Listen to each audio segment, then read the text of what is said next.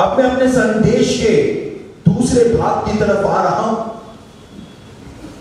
और ये मुख्य भाग है। इस भाग को सुनने के बाद, जानने के बाद आपके पैरों तले जमीन सरकना शुरू हो जाएगी, क्योंकि जिस महाचिन्ह, जिस सुपर साइन के बारे में बाइबल की भविष्यवाणियों में बता रखा है कि यीशु के वापस आने से पहले ऐसा होगा, और कलीसिया इतिहास के 2000 सालों में हर पीढ़ी के जो विश्वासी हुए वो इस चिन्ह को देखना चाहते थे जो मैं आपको बताने जा रहा हूं, लेकिन वो नहीं देख पाए। इंतजार करते करते वो मर गए। लेकिन आज पहली बार हम समय के उस पड़ाव के ऊपर आ गए हैं, हमारी पीढ़ी, कि हम उस चिन्ह को अपनी आंखों के सामने पूरा होते हुए देख रहे हैं। और ये इस बात का स्पष्ट प्रमाण है कि यीशु मसीह वापस आने वाला है। लेकिन मेरे प्रियो, उस चिन्ह के बारे में बताने से पहले एक बहुत ही मुख्य और विशेष बात मैं आपको समझाना चाहता हूं, ताकि आप इस बात की गंभीरता को समझ सकें कि क्यों आज हमारे समय में बाइबल की भविष्यवाणियों का इतना ज्यादा विरोध मसीही लोग करते हैं। कई सारे प्रचारक आज भारत में भी आ गए हैं जो इस बात का प्रचार कर रहे हैं कि यीशु मसीह अभी नहीं आएगा, उसके आने में तो बहुत समय बाकी बचा हुआ है। कई सारे प्रचारक आ गए हैं जो आकर के इस बात का प्रचार कर रहे हैं कि बाइबल की कोई भी भविष्यवाणी पूरी नहीं हो रही है, और वो घर में बैठ करके सोफे पर टांग पे टांग रख करके वो बकवास तो कर लेते हैं, लेकिन उनमें से कोई भी इजराइल जाकर के कभी भी देख करके नहीं आता है कि बाइबल की भविष्यवाणी पूरी हो भी रही है या नहीं पूरी हो रही है। घर में बैठ करके बकवास करना बहुत आसान होता है, उसमें पैसे थोड़ी ना लगते हैं। लेकिन क्यों मसीही लोग जो हैं वो बाइबल की भविष्यवाणियों को लेकर के इतने ज्यादा नकारात्मक आज हो चुके हैं?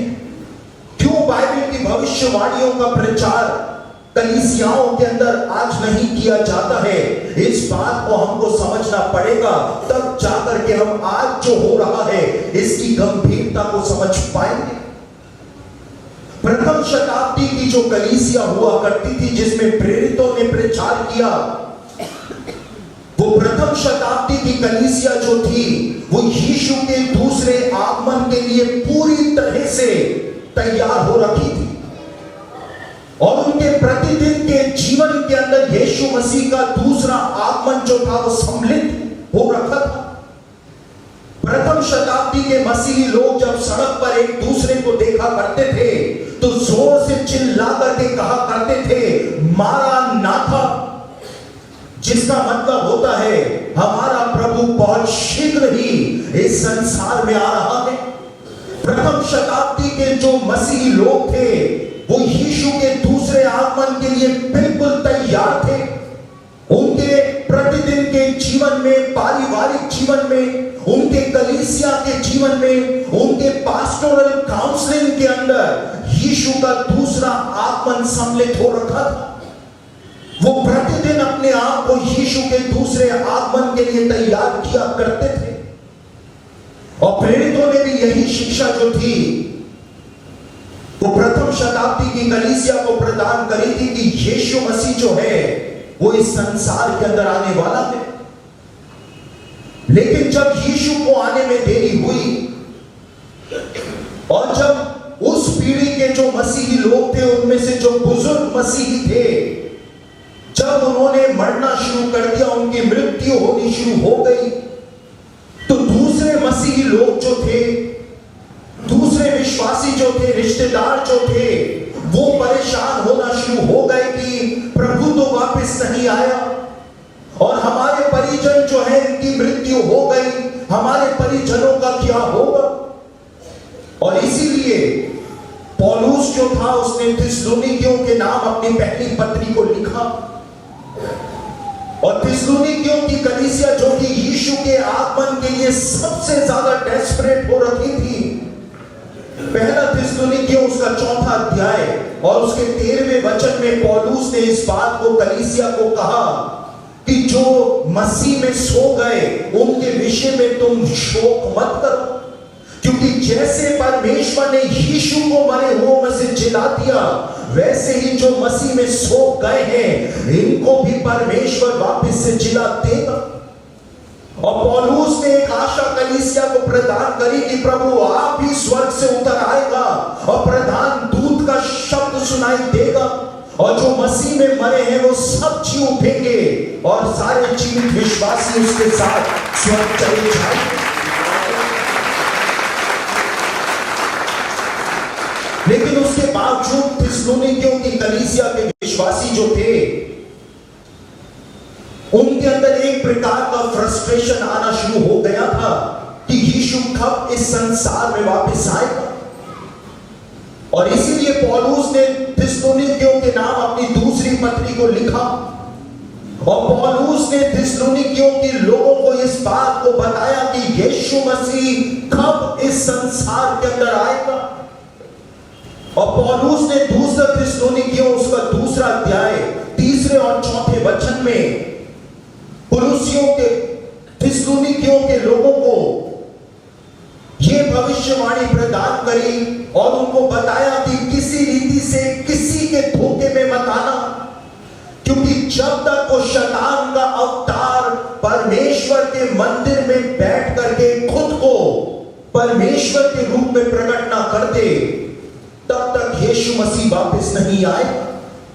और थिस्सलुनीकियों के लोग जो थे वो तुरंत इस बात को समझ गए, क्योंकि उस समय परमेश्वर का मंदिर जो था वो यरूशलेम के अंदर बना हुआ था। और जैसे ही पौलुस ने इस भविष्यवाणी को, इस चिन्ह को कलीसिया को प्रदान किया तो कलीसिया आनंदित हो गई, क्योंकि सताव जो था वो अपने चरम के ऊपर था।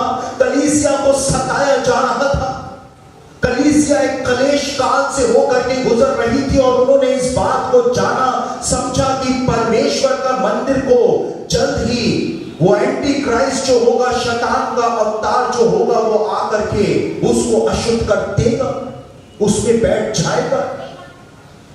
लेकिन मेरे प्रियो, जब यहूदियों ने रोमन साम्राज्य के खिलाफ विद्रोह कर दिया और जब रोमन सेना ने उस विद्रोह को कुचला यीशु के स्वर्ग जाने के 40 साल के बाद, और रोमन सेना ने परमेश्वर का भव्य मंदिर, इतना भव्य मंदिर परमेश्वर का 2000 साल पहले यरूशलेम में बना हुआ था कि 10 फुटबॉल के मैदानों को आपस में जोड़ दिया जाए, इतना बड़ा परमेश्वर के मंदिर का कॉम्प्लेक्स यरूशलेम के अंदर पाया जाता था।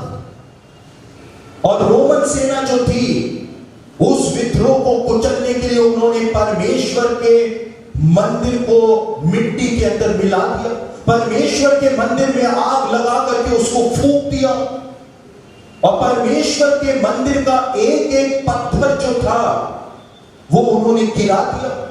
11 लाख यहूदियों का कत्लेआम जो था वो रोमन सेना ने कर दिया था एक ही दिन में। और यीशु के शिष्य जब यीशु के पास आए थे तो उन्होंने यीशु से कहा था कि देख प्रभु, कैसे कैसे पत्थरों से इस मंदिर को बनाया गया है, क्योंकि परमेश्वर के मंदिर के अंदर जो पत्थर लगे हुए थे वो 1000 टन के, 800 टन के, 600 टन के, 400 टन के पत्थर लगे हुए थे। और आज की हमारी आधुनिक क्रेनें जो है वो भी 350 टन का वजन उठा सकती, लेकिन परमेश्वर के मंदिर में तो 1000 टन के पत्थर भी लगे हुए थे। आज भी विशेषज्ञ जो है इस बात को लेकर के परेशान हैं कि कैसे उन पत्थरों को उठा करके मंदिर में लगाया गया होगा। लेकिन यीशु ने कहा था यहां पर पत्थर भी न छूटेगा जो ढाया न जाएगा। और रोमन सेना ने एक एक मंदिर के पत्थर को नीचे ढहा दिया। और आज भी आप यरूशलेम जाए तो यरूशलेम के अंदर वो सारे पत्थर जो हैं वो नीचे पड़े हुए आपको दिखाई दे जाए, जैसा कि यीशु ने कहा। और जैसे ही रोमन सेना ने परमेश्वर के मंदिर को नष्ट किया, उसको तबाह कर दिया, वैसे ही प्रथम शताब्दी के जितने भी मसीही लोग थे वो पूरे के पूरी तरह से क्रश हो गए, निराश हो परमेश्वर का मंदिर बना हुआ है, इसके अंदर बैठ करके वो शैतान का अवतार जो है वो खुद को परमेश्वर के रूप में प्रकट कर देगा, पौलुस ने बताया है। लेकिन जैसे ही मंदिर का विनाश हुआ, मसीही लोग जो थे वो निराशा के अंदर डूब गए। प्रेरित लोग जो थे वो मर चुके थे। सिर्फ यूहन्ना जो था, यीशु का शिष्य यूहन्ना जो था वो जीवित था, और अब मंदिर नष्ट हो चुका था। पौलुस ने जो चिन्ह मसीही लोगों को प्रदान किया था कि वो परमेश्वर का मंदिर जिस समय अशुद्ध किया जाएगा तभी यीशु का वापस आना होगा, वो चिन्ह जो था वो धर्मशाही हो चुका था। मसीही लोग निराशा में डूब गए थे कि भविष्यवाणी का क्या हुआ, यीशु कब वापस आएगा, क्या मंदिर को वापस से बनाया जाएगा, यहूदी कब मंदिर को बनाएंगे। सवाल ही सवाल उनके सामने थे। और केवल यूहन्ना जो था वो जिंदा उस समय था, और जब 30 सालों के बाद यूहन्ना की भी मृत्यु हो गई प्रकाशित वाक्य लिखने के बाद, तो मसीही लोग जो है वो निराशा के अंदर डूब गए। उन्होंने कहा कि प्रेरित मर गए लेकिन यीशु वापस नहीं आया। क्या यीशु वापस आएगा भी या नहीं आएगा, क्योंकि प्रथम शताब्दी के मसीही लोग इस बात को समझे ही नहीं थे कि यीशु के आने में थोड़ा समय लग जाएगा। यीशु ने जब भी अपने शिष्यों को दृष्टांत समझाया तो यीशु ने हमेशा इस बात को कहा था कि एक धनवान मनुष्य परदेश को चला, दूर देश को चला, ताकि वहां से अधिकार लेकर के वापस आए। और जब बहुत समय के बाद वो वापस आए, यीशु ने बार बार अपने दृष्टांतों में बताया था कि जब भी मैं वापस आऊंगा तो बहुत समय के बाद आऊंगा। लेकिन प्रथम शताब्दी के मसीहों को यीशु का आगमन उसी समय चाहिए था, जो नहीं हुआ। और उसके बाद मेरे प्रियो 102 ईस्वी में एक कलीसियाई अगुवा हुआ जो यूहन्ना के समय का ही था, जिसका नाम था रोम का क्लेमेंट, जिसको क्लेमेंट ऑफ रोम भी कहा जाता है। और जब क्लेमेंट आया तो क्लेमेंट ने वापस से कलीसिया को स्थिर किया और कहा कि यीशु मसीह वापस आएगा, तुम अपने आत्मिक जीवनों को तैयार रखो। लेकिन यीशु मसीह वापस नहीं आए। और उसके बाद रोमन साम्राज्य ने कलीसिया के ऊपर भयानक सताव करना शुरू कर दिया। परमेश्वर का मंदिर नाश हो चुका था, जिसके ऊपर मसीही लोग आशा लगाए थे कि बस ये अशुद्ध किया जाएगा और यीशु मसीह वापस आ जाएगा। और पौलुस ने जो चिन्ह दिया था, वो चिन्ह जो था कलीसिया के सामने से साफ हो चुका था। और 130 एडी के अंदर एक और कलीसिया का विद्वान आया, जिसको जस्टिन मार्टिर कहा जाता है, जस्टिन शहीद कहा जाता है। और जस्टिन शहीद जो था उसने इस बात को समझा कि यीशु के आने में अभी थोड़ा समय लगेगा, और उसने कलीसिया को संदेश दिया कि यीशु के आने में समय लगेगा, तुम अपने आत्मिक जीवनों को तैयार रखो, तुम सॉल्ट ऑफ द अर्थ, पृथ्वी के नमक बन करके तैयार रहो। लेकिन 132 ईस्वी में जो बचे कुचे यहूदी इजराइल के अंदर थे, उन्होंने वापस से रोमन साम्राज्य के खिलाफ विद्रोह कर दिया। और जब उस विद्रोह को रोमन सेना ने कुचला तो उन्होंने सारे यहूदियों को 1900 सालों के लिए इजराइल से निष्कासित कर दिया। और जब उस समय के मसीहों ने देखा कि सारे यहूदी लोगों को रोमन साम्राज्य ने देश निकाला दे दिया है, तो वो और भी ज्यादा निराशा में डूब गए कि अब तो यहूदी भी इजराइल से जा चुके हैं, परमेश्वर का मंदिर कब बनाया जाएगा, कब उसको अशुद्ध किया जाएगा, और कब यीशु का दूसरा आगमन होगा। लेकिन उसके बाद मैं इतिहास आपको इसलिए बता रहा हूं क्योंकि इसके बाद जो बात मैं आपको बताऊंगा, आपके रोंगटे खड़े हो जाएंगे, क्योंकि जिस बात का, जिस चिन्ह का इंतजार कलीसिया ने 2000 सालों से किया है, वो आज हमारे समय के अंदर पूरा हो रहा है। यूहन्ना जो था, जिसने प्रकाशित वाक्य को लिखा था, उस यूहन्ना का एक शिष्य हुआ करता था जिसका नाम था पॉलीकार्प। और ये पॉलीकार्प जो था, इसका भी एक शिष्य हुआ करता था जिसका नाम था इरेनियस। और इरेनियस जो था, उसने अपने समय में एक पुस्तक को लिखा था बाइबल की भविष्यवाणियों पर। और बाइबल के जितने भी थियोलॉजियंस हैं, जितने भी स्कॉलर्स हैं, वो इरेनियस के द्वारा लिखी गई किताबों को बहुत ज्यादा महत्व देते हैं, क्योंकि उनका मानना है कि जितनी भी बातें यूहन्ना ने प्रकाशित वाक्य के संबंध में अपने शिष्य पॉलीकार्प को बताई होंगी, वो सारी की सारी बातें पॉलीकार्प ने अपने शिष्य इरेनियस को जरूर से बताई होंगी। और इरेनियस जब कलीसिया के अंदर आया तो उसने 130 ईस्वी के बाद इस बात को लिखा कि यीशु मसीह जो है, जिस प्रकार से 6 दिनों में सृष्टि की रचना हुई और 7वें दिन परमेश्वर ने विश्राम किया, उसी प्रकार से यीशु मसीह का दूसरा आगमन जो है वो 6000 सालों के बाद हो।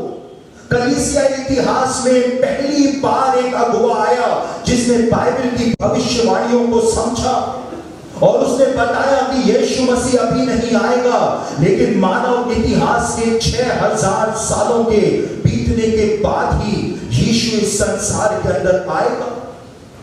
और उसके बाद से मसीही लोग जो थे, उन्होंने यीशु के दूसरे आगमन की प्रतिज्ञा को छोड़ना शुरू कर दिया, क्योंकि उनका मानना था कि कब यहूदी लोग वापस लौटेंगे, कब मंदिर बनेगा, कब यीशु आएगा। अभी तो यीशु के आने में बहुत समय बाकी बचा हुआ।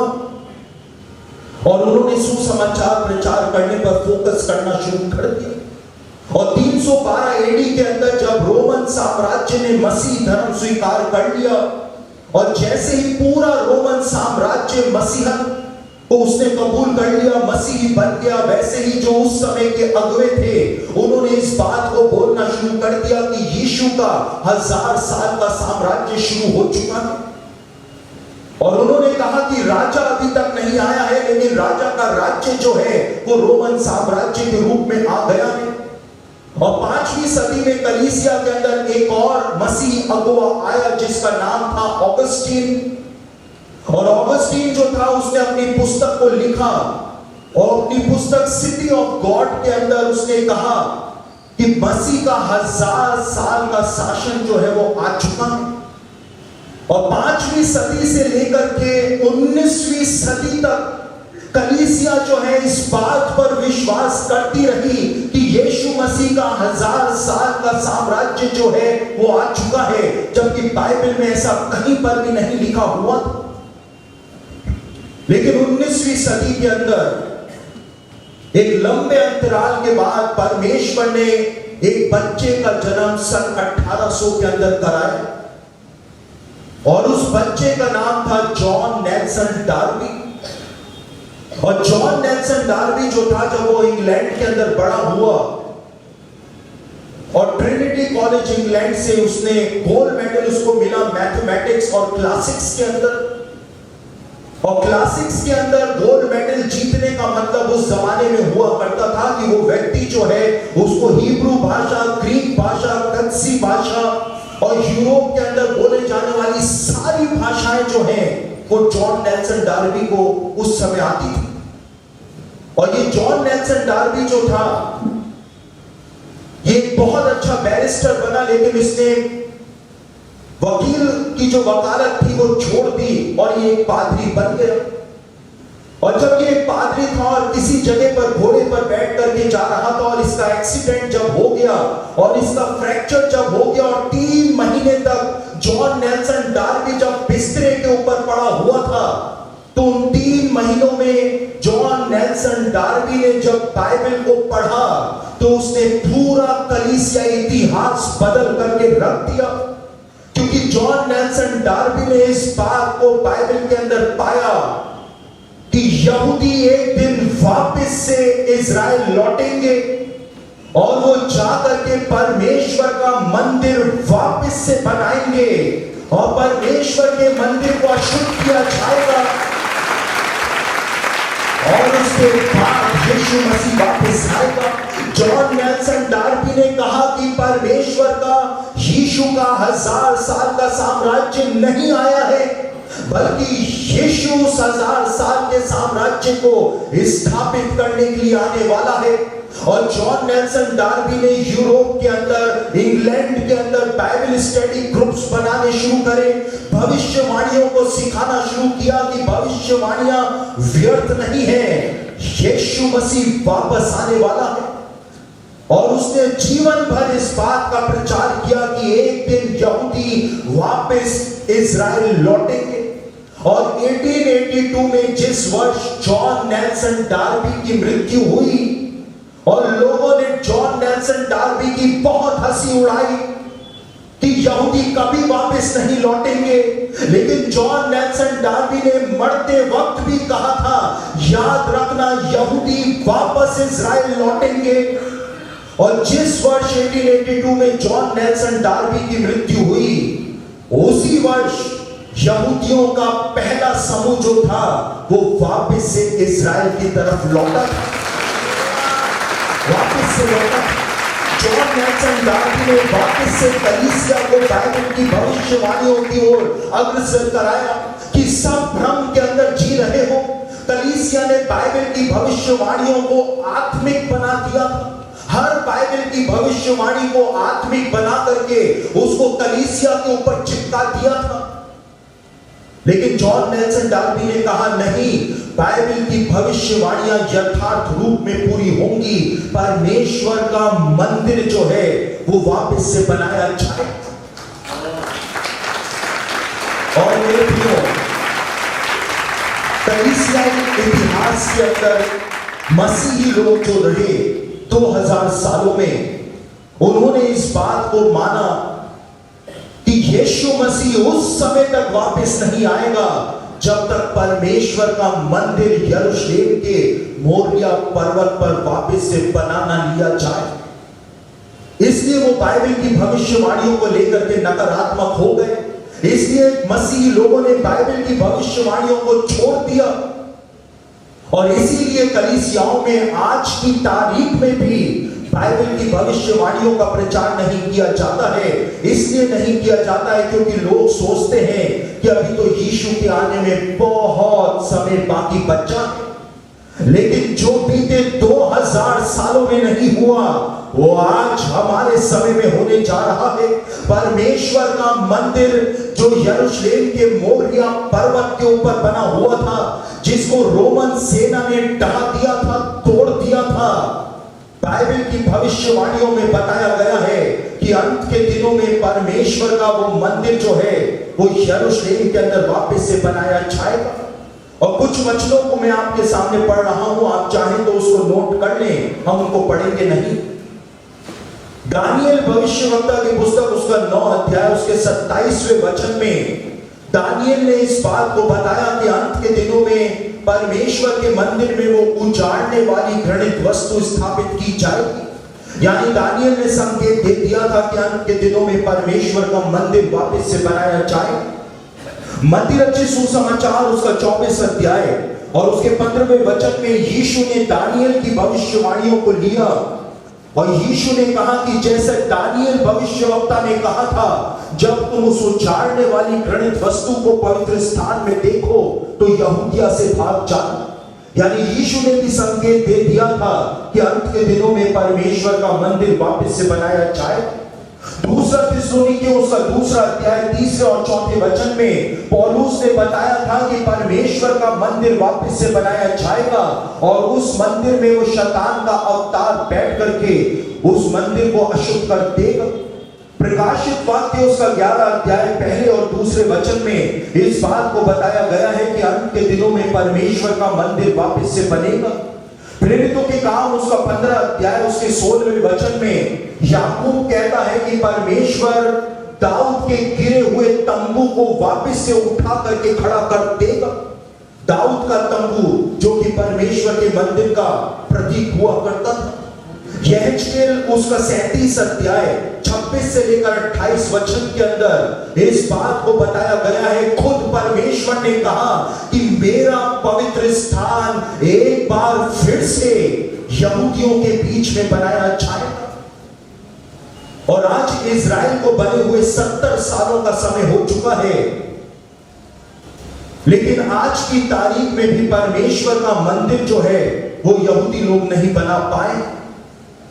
यहूदी लोग बीते 2000 सालों से जब भी दिन में 3 बार प्रार्थना करते आए हैं, तो जब भी बीते 2000 सालों में यहूदियों ने 3 बार दिन में प्रार्थना करी, तो हमेशा वो ये प्रार्थना करते हुए आए कि काश तेरी ऐसी मर्जी हो जाए कि मंदिर का हमारे ही जीवन काल में फिर से निर्माण हो जाए, काश तेरी ऐसी मर्जी हो जाए। लेकिन परमेश्वर का मंदिर 2000 सालों से अस्तित्व में नहीं आया। मसीही लोग इंतजार करते रहे कि कब यहूदी मंदिर बनाएंगे, लेकिन आज इजराइल को वापस से बने हुए 70 साल हो गए हैं, लेकिन परमेश्वर का मंदिर अस्तित्व में नहीं आया। और इसका कारण यह है मेरे प्रियो कि जिस जगह पर परमेश्वर के मंदिर का महापवित्र स्थान बना हुआ था, परमेश्वर का मंदिर 3 भागों में बना हुआ था, महापवित्र स्थान, पवित्र स्थान और भारी आंगन। और जिस जगह के ऊपर परमेश्वर के मंदिर का महापवित्र स्थान बना हुआ था 2000 साल पहले, आज वहां पर मुसलमानों का एक पवित्र स्थान पाया जाता है, और जिसको डोम ऑफ द रॉक के नाम से जाना जाता है। और इसीलिए यहूदी लोग जो है वो परमेश्वर का मंदिर नहीं बना पा रहे, और इसीलिए परमेश्वर का मंदिर बनने में देर पर देर होती चली जा रही। लेकिन आज से कुछ साल पहले इजराइल के अंदर एक बहुत बड़े ज्ञानी हैं, यहूदी हैं, जिनका नाम है प्रोफेसर आशेर कॉफमैन। मेरी बात बहुत ध्यान से आप सुने, क्योंकि इसके बाद जो बातें मैं आपको बताऊंगा आपके रोंगटे खड़े हो जाएंगे कि जो मसीह विश्वासियों ने 2000 सालों से नहीं देखा, उसको हम अपनी आंखों से आज देख रहे हैं। प्रोफेसर आशेर कॉफमैन जो इजराइल के अंदर है, एक बड़े विद्वान, उन्होंने बीते समय पूरे मोरिया पर्वत का विश्लेषण किया, यहूदी ग्रंथों का अध्ययन किया, बाइबल का अध्ययन किया, और अपने अध्ययन में प्रोफेसर आशेर कॉफमैन जो थे वो इस निष्कर्ष में पहुंचे कि परमेश्वर के मंदिर का महापवित्र स्थान जो था वो इस इमारत की जगह पर पाया ही नहीं जाता था। और प्रोफेसर आशेर कॉफमैन ने कहा कि परमेश्वर का मंदिर जो यरूशलेम के अंदर बना हुआ था वो पूर्वी फाटक की सीध में पाया जाता था, और ये इमारत जो है वो इस पूर्वी फाटक से 330 फीट उत्तर दिशा के अंदर पाई जाती। और उन्होंने इस बात को बताया कि बाइबल भी इस बात को बताती है, और यहूदी ग्रंथ भी इस बात को बताते हैं कि परमेश्वर के मंदिर का महापवित्र स्थान जो था वो पूर्वी फाटक की सीध में बना हुआ था। ये पूर्वी फाटक जिसको आज यहां पर आप देख रहे हैं, ये वही पूर्वी फाटक है जिससे यीशु ने गधे पर बैठ करके यरूशलेम में प्रवेश किया। ये वही सुंदर नाम का फाटक है जहां पे पतरस और यूहन्ना ने उस लंगड़े को चंगाई प्रदान करी थी। और प्रोफेसर आशेर कॉफमैन ने इस बात को भी बताया कि मसीहों का नया नियम जो है वो भी इस बात को बताता है कि महापवित्र स्थान जो था वो पूर्वी फाटक की सीध में पाया जाता था। और प्रोफेसर आशेर कॉफमैन ने कहा कि जब यीशु नासरी क्रूस पे चढ़ा हुआ था, लटका हुआ था, और नए नियम में बताया गया है कि जैसे ही यीशु ने प्राणों को त्यागा तो मंदिर का पर्दा ऊपर से लेकर नीचे तक फट गया था। और जैसे ही उस सूबेदार ने देखा कि इसके मरते के साथ ही मंदिर का पर्दा ऊपर से लेकर नीचे तक फट गया है, तो सूबेदार ने कहा कि निश्चय ही ये व्यक्ति एक धर्मी व्यक्ति था, परमेश्वर का पुत्र था। प्रोफेसर आशेर कॉफमैन ने कहा कि उस सूबेदार को कैसे पता चल गया कि इसके मरते के साथ ही मंदिर का पर्दा ऊपर से लेकर नीचे तक फट गया है। उन्होंने कहा इसलिए पता चल गया क्योंकि जिस जगह पर यीशु क्रूस पे लटका हुआ था उस जगह से ये पूर्वी फाटक सामने दिखाई दिया करता था और इस पूर्वी फाटक से सीधा महापवित्र स्थान का पर्दा टंगा हुआ दिखाई दिया करता था। और इसीलिए सूबेदार जो था उसको पता चल गया और प्रोफेसर आशेर कॉफमैन ने बताया कि परमेश्वर के मंदिर का महापवित्र स्थान उस इमारत की जगह पर पाया ही नहीं जाता। और उन्होंने इस बात को बताया कि जिस जगह के ऊपर ये इमारत आज बनी हुई है वो भारी आंगन का क्षेत्र जो मंदिर का हुआ करता था वहां पर ये इमारत आज बनी हुई। और भारी आंगन का क्षेत्र जो हुआ करता था वो अन्य जातियों का स्थान कहलाया करता था, वहां तक अन्य जातियां आ सकती थी। और इसलिए प्रोफेसर आशेर कॉफमैन ने कहा कि वैसे भी भारी आंगन का क्षेत्र जो था वो अन्य जातियों का स्थान था, इसलिए वो अन्य जातियों को ही दे दिया जाए और परमेश्वर का मंदिर केवल दो भागों में महापवित्र स्थान और पवित्र स्थान के रूप में मोरिया पर्वत पे उस इमारत के पास ही वापस से बना लिया जाए। और सारे ब्लूप्रिंट्स जो हैं वो इजराइल के अंदर तैयार किए जा चुके हैं कि परमेश्वर के मंदिर को केवल दो ही भागों में इजराइल के अंदर बना लिया जाए और बाहरी आंगन का क्षेत्र जो कि अन्य जातियों का स्थान हुआ करता था वो अन्य जातियों को ही सौंप दिया जाए। और आपको जानकर के हैरानी होगी कि प्रकाशित वाक्य में आज से 2000 साल पहले यूहन्ना ने इस बात को लिख दिया था कि अंत के दिनों में परमेश्वर का मंदिर सिर्फ दो भागों के अंदर ही बनाया जाएगा। वही चिन्ह जो पौलुस ने कलीसिया को प्रदान किया। पौलुस ने कहा था कि परमेश्वर के मंदिर को में बैठ करके जब वो शैतान का अवतार खुद को परमेश्वर के रूप में प्रकट करेगा तो समझ जाना कि यीशु मसीह आने वाला है। और 2000 सालों से मसीही लोग इंतजार करते रहे कि कब यहूदी मंदिर बनाएंगे, कब यीशु का वापस आना होगा। और आज कलीसिया इतिहास में पहली बार हम समय के उस पड़ाव पर आकर के खड़े हो गए हैं जब वो नामुमकिन जो है वो मुमकिन होने जा रहा है। परमेश्वर का मंदिर वापस से तैयार होने जा रहा है। यीशु मसीह वापस आने वाला है। सब बातों का अंत तुरंत होने वाला है, इसलिए संयमी बनकर तुम प्रार्थना में अब सचेत हो जाओ। पतरस ने कहा आज हमारे लिए प्रार्थना में सचेत हो जाने का समय आ गया है। चाहे कोई कितना भी प्रचार कर ले कि यीशु मसीह अभी नहीं आने वाला है, लेकिन बाइबल की भविष्यवाणियां पुकार के इस बात की गवाही दे रही है कि यीशु मसीह वापस आने वाला है। जो चिन्ह पौलुस ने कलीसिया को दिया वो हमारी आंखों के सामने अपने पूरे होने के प्रोसेस के अंदर आ चुका है। यीशु मसीह कैसे इस संसार में वापस नहीं आएगा।